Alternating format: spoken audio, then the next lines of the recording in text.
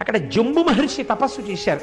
ఒక నేరేడు చెట్టు, అలనేరేడు చెట్టు ఎన్ని లక్షల సంవత్సరాల నుంచి ఉందో ఎవ్వరికీ తెలియదు. ఆ నేరేడు చెట్టుకు ఒకసారి ప్రమాదం వచ్చింది. ఆ నేరేడు చెట్టు పైనుంచి ఎండిపోవడం మొదలెట్టింది. ఎన్ని పూజలు చేశారో, ఎన్ని ప్రార్థనలు చేశారో ఆగలేదు. అసలు ఈ క్షేత్రమునకంతటికీ కూడా కదులుతున్న రూపంలో స్వామి ఈ నేరేడు చెట్టుగానే ఉన్నాడంటారు. ఈ చెట్టు చచ్చిపోయింది, ఏం ప్రమాదమో అని బెంగపెట్టుకున్నారు.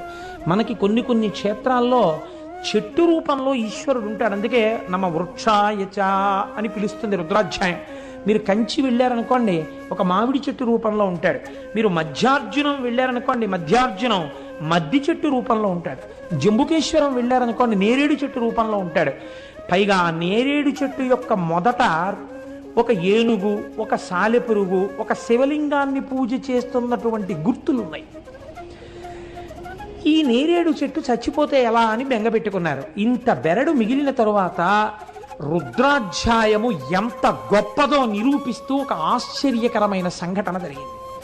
ఈ చెట్టు శివస్వరూపము కనుక ఇది చిగర్చడానికి మనం చేసిన ప్రయత్నాలన్నీ విఫలమైపోయాయి కనుక ఇప్పుడు మీరు దాని మీద పట్టుకెళ్ళి నెయ్యి, పాలు, పెరుగు, పళ్ళరసాలు అన్నీ కూడా పోసేశారనుకోండి, ఉన్న ముక్క కూడా కుళ్ళిపోతుంది కదండి. వాళ్ళేం నమ్మారంటే ఇంకా ఇంతకన్నా బ్రహ్మాస్త్రం మన దగ్గర లేదు.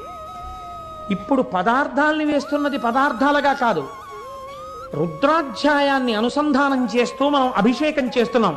మనం అలా అభిషేకం చేద్దాం. బతికిందా, బతికి తీరాలి ఈ చెట్టు. బతక లేదా ఇంకింతకన్నా మన దగ్గర అస్త్రం లేదు. మన వల్ల ఏదో అపరాధం జరిగిపోయింది. దానికి రుద్రాభిషేకం చేసేసారు అన్ని పదార్థాలతోటి. మీకు ఒక ఆశ్చర్యకరమైన సంఘటన తెలుసా? ఆ రాత్రి తలుపులు వేసి అర్చకులు వెళ్ళి మర్నాడు తలుపులు తీశారు. బెరడుకి ఆకుపచ్చతనం వచ్చి చిగర్చింది. ఇప్పుడు ఎంత పెద్ద నేరేడు చెట్టు ఉందో.